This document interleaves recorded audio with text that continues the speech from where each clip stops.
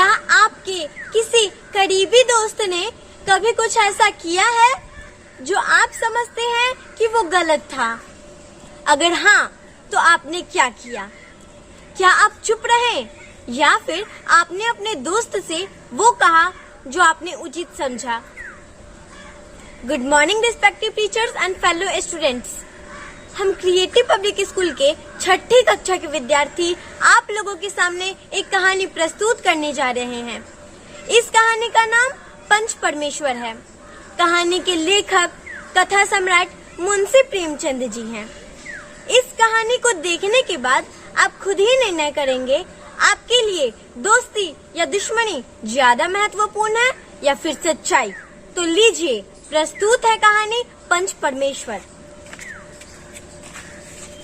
किसी गांव में जुम्मन शेख और अलगू चौधरी नाम के दो दोस्त रहते थे।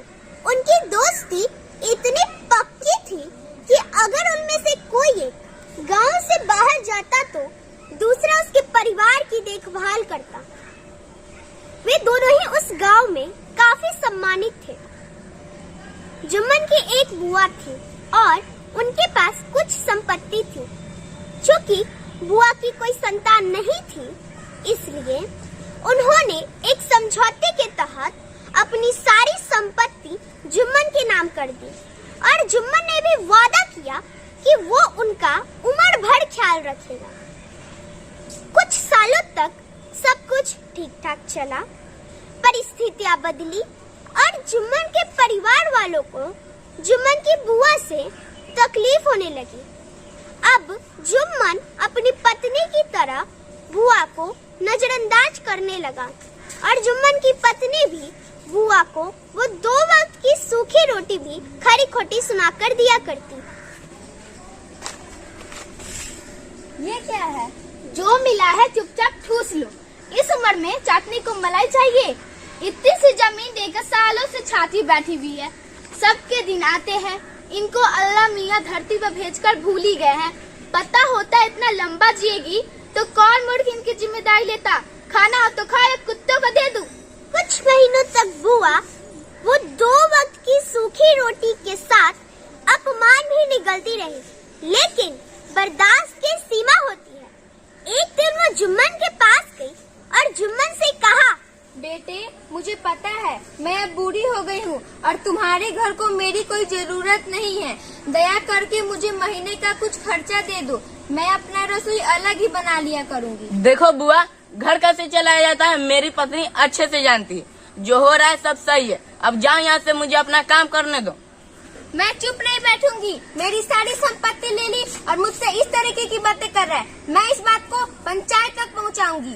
कई दिनों तक बुआ घूम घूम कर गाँव वालों को अपने दुखड़े सुनाती रही। कुछ लोगों ने सहानुभूति दिखाई। बात तो बड़े दुख की है बुआ, सुनकर बड़ी तकलीफ हुई, लेकिन मैं कर भी क्या सकता हूँ। कुछ लोगों ने उनका मजाक उड़ाया। और करो जायदाद भतीजे के नाम, बड़ा भरोसा न था। जाओ उसी को कहो, दूसरों क्या सुनाती हो। कुछ लोगों ने उन्हें समझाया। देखो बुआ, यह आपके घर की बात है। आप अपने भतीजे के साथ बैठकर सुलझा लो। आखिर में बुआ थक हार कर अलगू चौधरी के पास पहुंची और उससे सारी कहानी कह सुनाई। बुआ, आप मेरी और जुम्मन की दोस्ती के बारे में जानते हैं। मैं उसके खिलाफ कैसे जा सकता हूँ? सच्चाई जानते हुए भी ना बोलना, क्या यह सही है? मैं तुम्हें अपक्ष लेने के लिए नहीं कहने आई हूँ। पंचायत में आओ और जो सही है वो बोलो। अलगू चौधरी चुप रहा, लेकिन बुआ की आखिरी वाक्य उसके कानों में गूंजती रही। पंचायत में आओ, जो सही है वो बोलो। उसी शाम को गांव के पुराने बरगद के पेड़ के नीचे पंचायत रखी गई।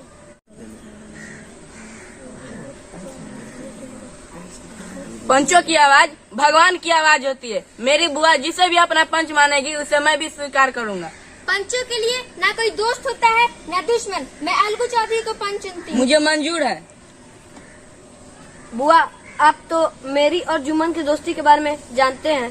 हाँ, मैं जानती हूँ और मैं यह भी जानती हूँ कि तुम अपनी दोस्ती की वजह से अपना ईमान नहीं बेचोगे। पंचों के दिल में भगवान वास करता है और पंचों की आवाज भगवान की आवाज होती है। और बुआ ने पंचों को सारी कहानी कह सुनाई।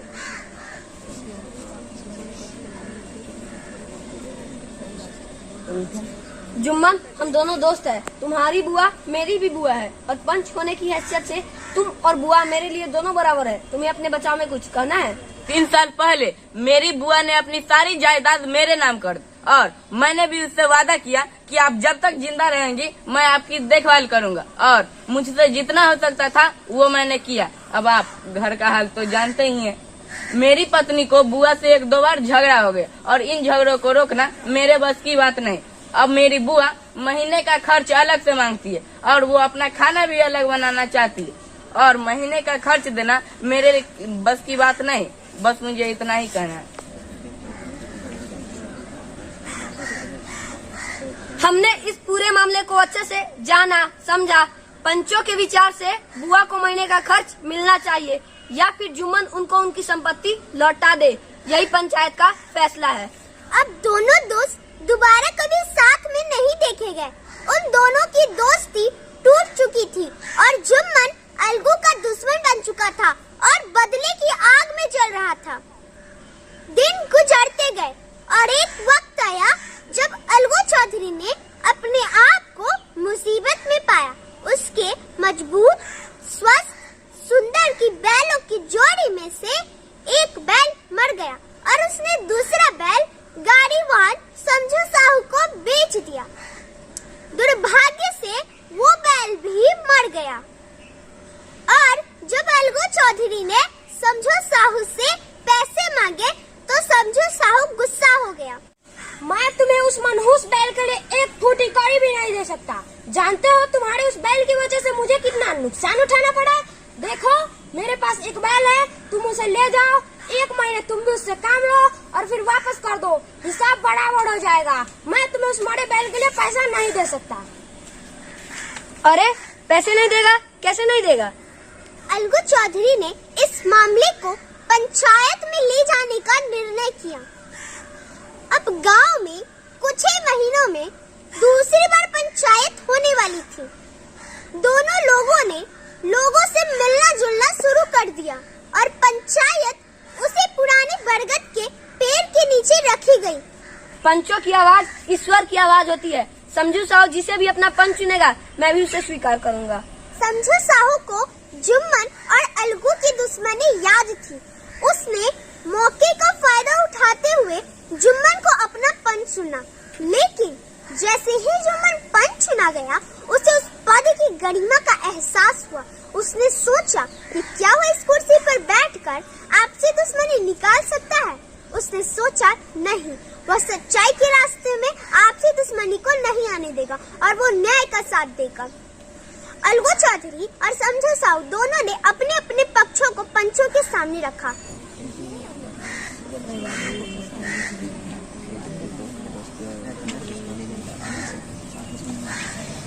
पंचों की राय है कि समझू साहू अलगू चौधरी के बैल की पूरी कीमत मिलनी चाहिए। जब समझू साहू ने बैल खरीदा उस समय बैल पूरी तरह से स्वस्थ था। दुर्भाग्य की बात है कि बैल की मृत्यु हो गई और इसके लिए अलगू चौधरी को जिम्मेदार नहीं ठहराया जा सकता। पंचों की जय हो। ये है न्याय। पंचों की आवाज ईश्वर की आवाज होती है। पिछली पंचायत के बाद मैं तुम्हें अपना दुश्मन समझने लगा था, लेकिन पंच क्या होता है आज मुझे मालूम चला। पंच का न कोई दोस्त होता है न कोई दुश्मन, वो सिर्फ इंसाफ की राह में होता है और हमें इंसाफ की राह में दोस्ती या दुश्मनी को नहीं लाना चाहिए।